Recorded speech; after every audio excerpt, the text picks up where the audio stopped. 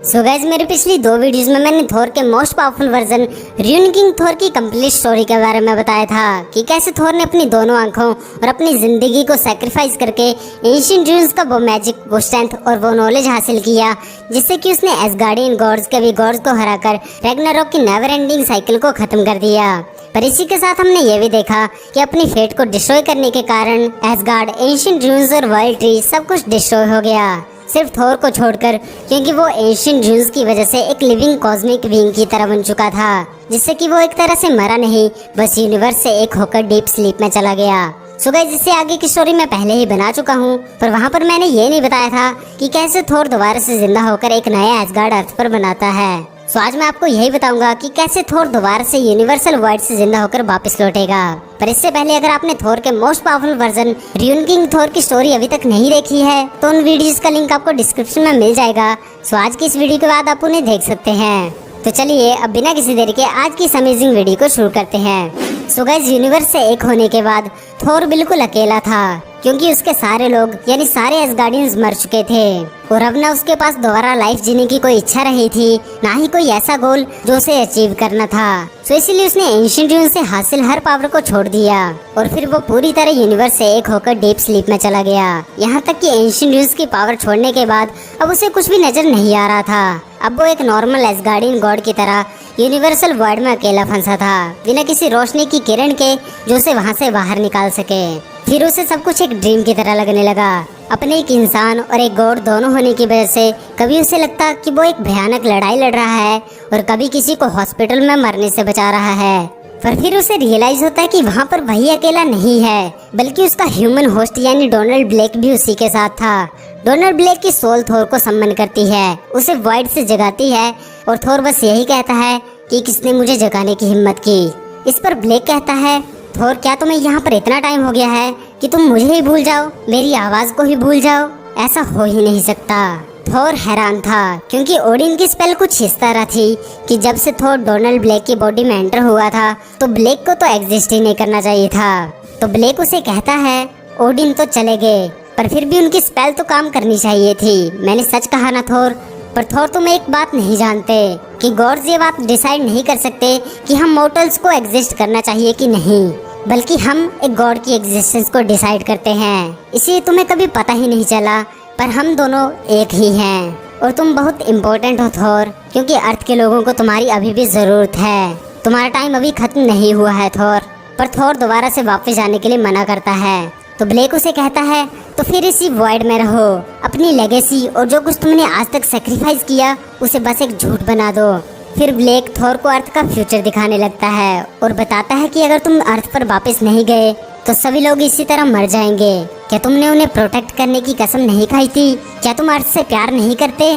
थोर कहता है, हाँ मैं करता हूँ, पर मैं अपने लोगों से भी उतना ही प्यार करता हूँ जितना अर्थ के लोगों से, लेकिन मैं उन्हें दोबारा से रैग्नारोक की साइकिल में नहीं फंसाना चाहता। तो ब्लेक थोर को समझाता है कि रैग्नारोक तुम्हारी वजह से शुरू नहीं हुई थी और वैसे भी अब तुमने उसे खत्म कर दिया है और तुम्हारे लोग उससे बाहर निकल चुके हैं। तुम्हारा फ्यूचर अब तुम्हारे हाथ में है थोर, कि तुम कैसे उसे लिखना चाहते हो। थोर कहता है, हाँ पर सिर्फ अकेले, क्योंकि मेरे लोग, मेरे दोस्त वो तो मर चुके हैं। तो ब्लेक पूछता है, क्या सच में वो मर चुके हैं?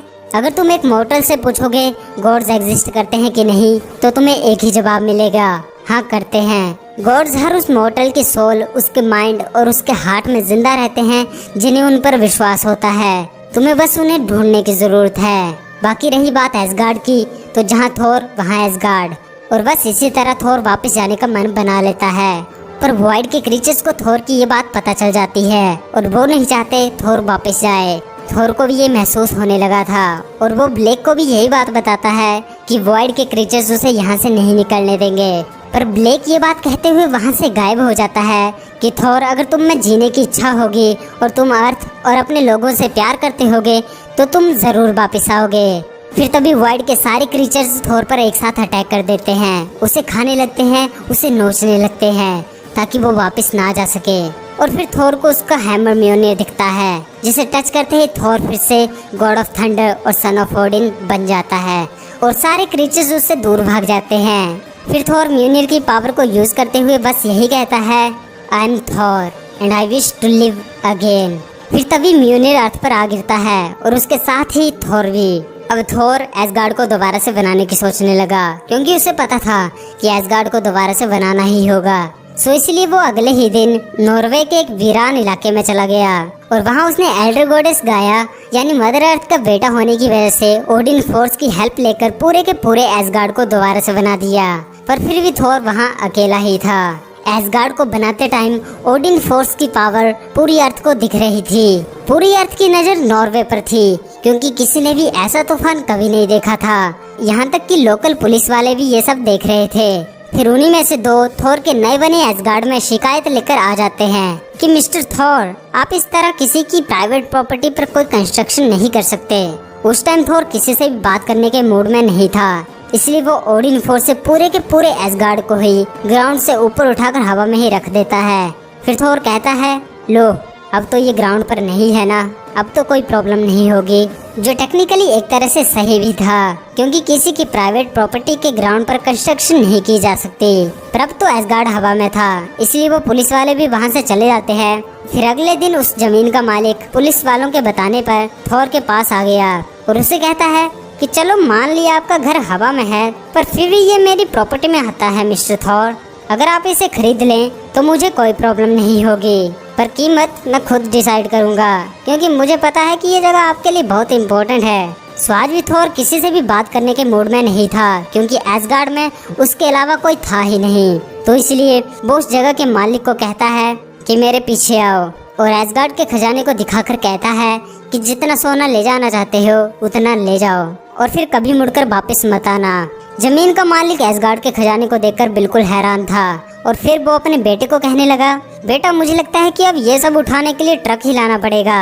और फिर वो दोनों एसगार्ड के खजाने का पूरा ट्रक भरकर ले जाते हैं। वहीं ये सब बातें लोकल्स में भी फैलने लगी थी कि थोर ने पूरी की पूरी जगह ही खरीद ली है, पर उन सबको इससे कोई फर्क नहीं पड़ा, क्योंकि थोर भी उनके लिए एक नए नेबर की तरह था। और वहीं थोर अपने लोगों के न होने की वजह से बिल्कुल अकेला फील कर रहा था। पर फिर उसे ब्लेक की बातें याद आने लगी कि गॉड्स उन सभी इंसानों की सोल्स, माइंड और हार्ट में जिंदा रहते हैं जिन्हें उन पर विश्वास होता है। इसीलिए थोर अपने अकेलेपन को दूर करने के लिए ऐसे इंसानों की खोज में निकल पड़ता है। तो गाइस आज की स्टोरी को यहीं एंड करते हैं, पर फिर भी अभी जाना मत, क्योंकि कुछ इन्फॉर्मेशन है जो आपको बतानी थी। पहले तो अगर आपने र्यून किंग थोर की स्टोरी अभी तक नहीं देखी है तो उसे जरूर देख ले। आपको वो प्लेलिस्ट आई बटन पर शो हो रही होगी और डिस्क्रिप्शन में भी आपको उन वीडियोस का लिंक मिल जाएगा, सो आप उन्हें देख सकते हैं। बाकी नेक्स्ट वीडियो में हम इस स्टोरी लाइन को और कंटिन्यू करेंगे, जहां हमें आयरन मैन और थोर के बीच एक एपिक फाइट देखने को मिलेगी। बाकी गाइस रही इनजस्टिस 2 की बात, तो यार उसे भी मैं नेक्स्ट मंथ से शुरू कर दूंगा और ये भी बता दूंगा कि क्यों मैं इनजस्टिस 2 की वीडियोस अभी अपलोड नहीं कर रहा था। लेकिन जाने से पहले अगर आपको ये वीडियो अच्छी लगी तो इसे लाइक, शेयर और चैनल को सब्सक्राइब करना मत भूलिएगा। और अगर